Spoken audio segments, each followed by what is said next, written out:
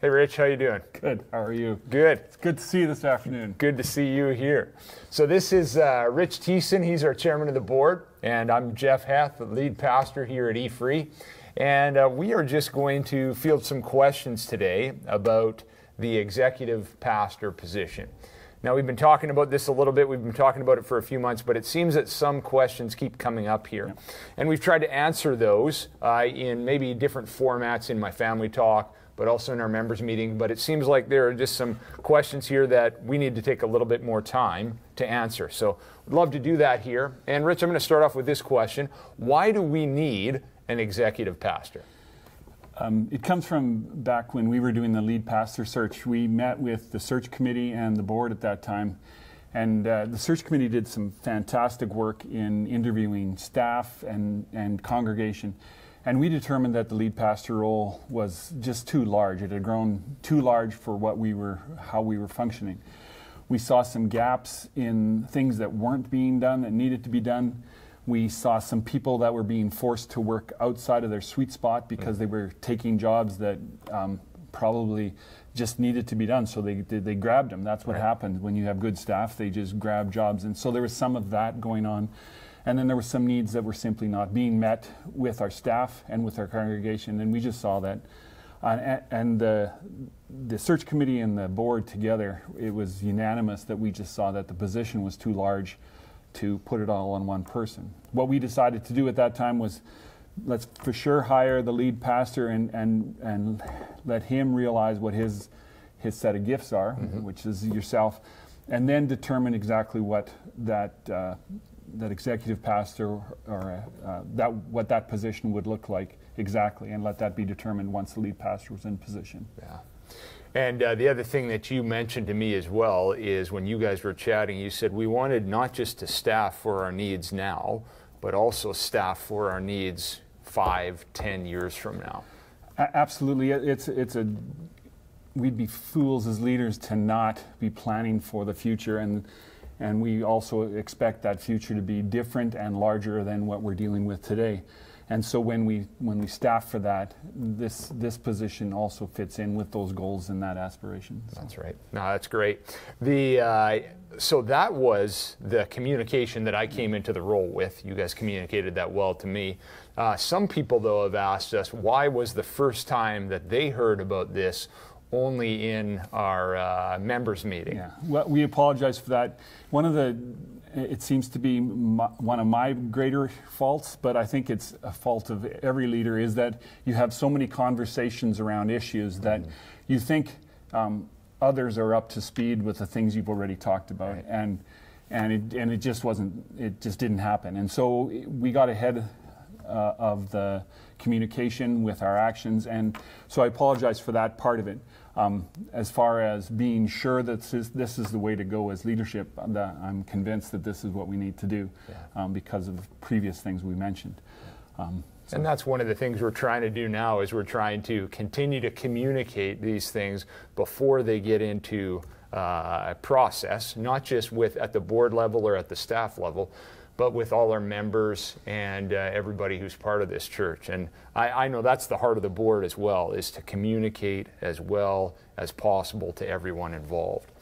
And so maybe we have a couple of questions that have come to you as well, Rich, about this. Geoff, just from your perspective, what do you see the role of the executive pastor, or why do we need an executive pastor at this time? Yeah, and I see the necessity of this as well. An executive pastor, the purpose of this person is they need to have the heart, the vision, the goals, and the desires of the pastor, and then ultimately of the board as well. And then they need to have the fortitude to take this vision and then begin to implement it and put flesh on it. So take a skeleton and put flesh on it. And they should be a person that is focused on fulfilling the mission and the vision of the church in this way. And so that's really what they're supposed to be doing. So they need to be first and foremost a spiritual leader, somebody who can hear the voice of God in this way, but also a heart that serves the leadership and our staff in that way. How does your role work together with that individual, and what if you want to put it this way, what gaps do you have that you think would be filled well by this? For sure. So the executive pastor and myself really need to mesh together exceptionally well. I would say the two things that an executive pastor need to do is they need to be an implementer of vision. And they need to, as I said before, be able to put flesh around a vision. So we have this excellent vision statement talking about building bridges into the community. Now the executive pastor comes in and says, how do we as an organization begin to implement that using all the resources that we have here?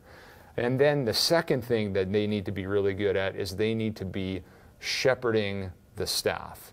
So really leading the leaders, particularly the lead team. So there will be overall education and training and things like that, but the executive pastor will oversee the lead team and shepherd them. So they do their job well, they rest well, we see integrity in their lives and these sorts of things. And that's what the executive pastor really does in that way.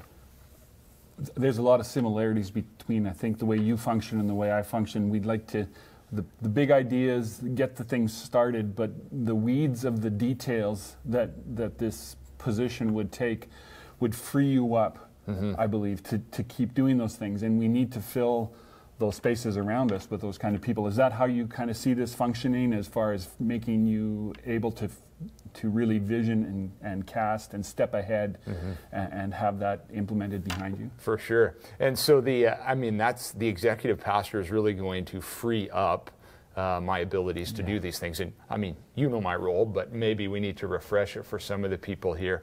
It is to vision cast and to see what's coming down the road and begin to position ourselves in this way, whether it be resourcing strategies, those sorts of things.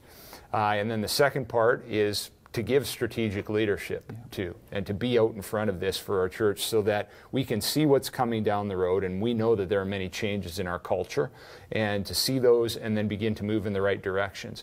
And then the last area that I'm involved in is with the preaching and the communication of those things. And so how does that come through in our services, and then how does that come through in our vision casting areas there? Awesome. Yeah. Awesome.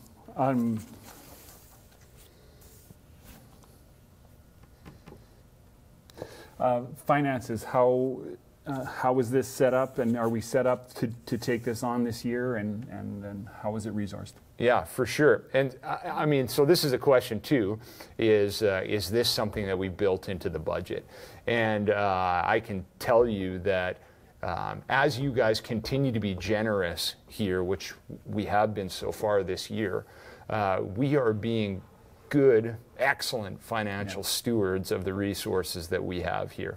We don't want any superfluous staff and things like this, but we want to use your dollars well in this way. And we see the church growing, not just numerically, but also we want to see it growing in influence in our community.